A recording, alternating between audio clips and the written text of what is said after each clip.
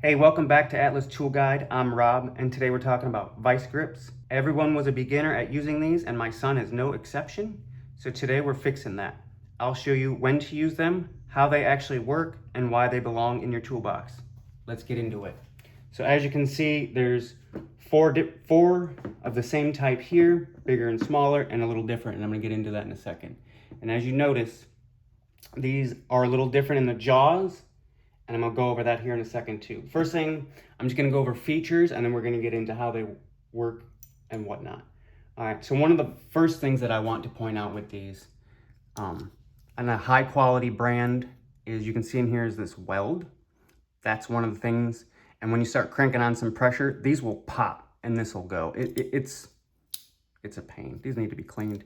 And then you can see the spring in here. And then this particular style, and I'll go over these as we go as well. This is the lock, the release of the lock. And again, we'll get into all that in a minute. These are the exact same thing, just bigger and dirtier. Also with the weld and with the spring in there and the same type of lock release. Now this next one, same thing. Also with the weld in there, with the spring. And then this unlock is a little bit different. This one squeezes that way. And then the same thing with this next brand, same thing. Weld in there, spring, and then this is the same type of release as the other two. All right, so if you see this one is Milwaukee's torque lock. Sometimes when you need to crank on these, you can stick something in there and help crank it when you are biting down real heavy, like that. And that'll help you get some more torque out of that. But then again, these jaws are also what's different compared to the other two, and we'll get into that in a second as well. Next is these Irwins. These are the original OG vice grips. It's the actual brand, I believe. Yep, stamped right on there. So, and they have a nice, beautiful, clean weld. All of these do, but it's by far the best. And this is the same lock release as the other one. Very nice. Same with the jaw. As you can see, I've used them a little bit. But one more thing about these also have a little torque feature too that I actually didn't even know about until I was looking at these. If you take an Allen key set, this one particularly is a 5mm, you can get that same torque. Sorry, let me move that again. It's actually got a hex tip, and this 5mm fits right in there. And you can get a lot of torque, just kind of like that other Milwaukee. If you need that kind of torque, that's what that's for. So that's very nice, a feature I did not know. All right, so let's get into it.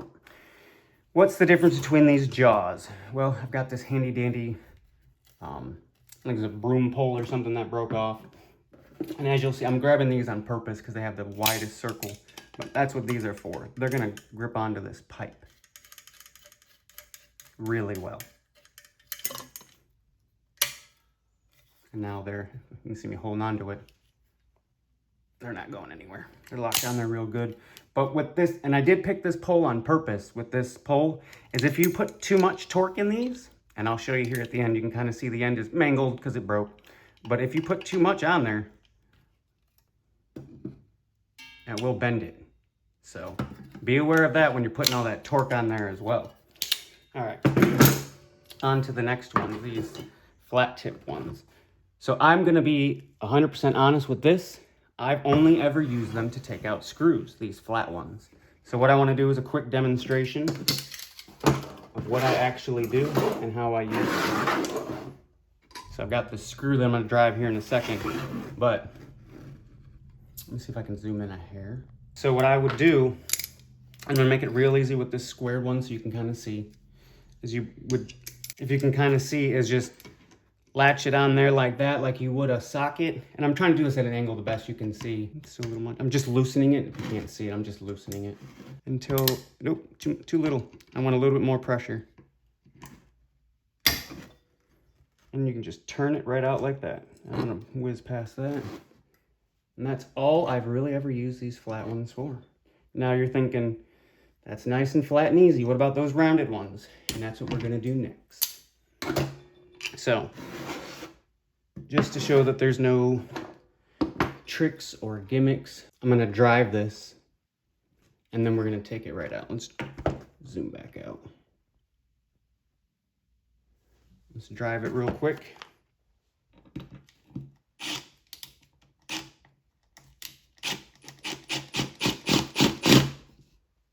Okay, my arm in the way.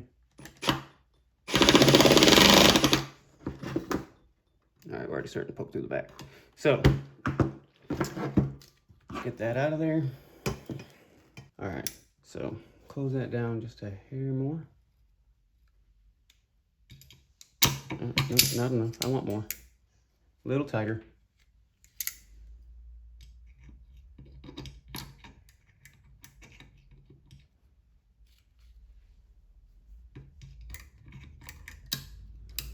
I didn't go too tight all of a sudden.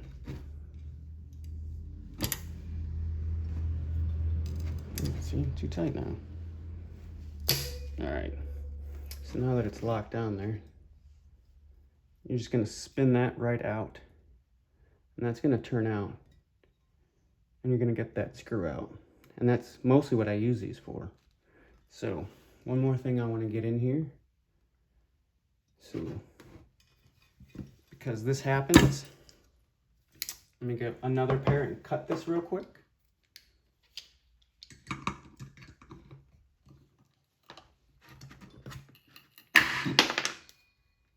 Sometimes you just don't have the head. Sometimes it's cut off. So, with that being said, we just need a little bit more pressure on it. Put it down quite a bit more. And as much of this as you can grab, the better. Not too much. Still too much.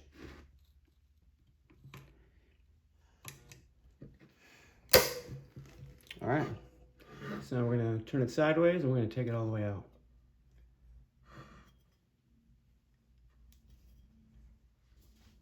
This is just one method of taking out a stripped screw. There's many others, but I do love these vice grips for this. And there you have it, right out.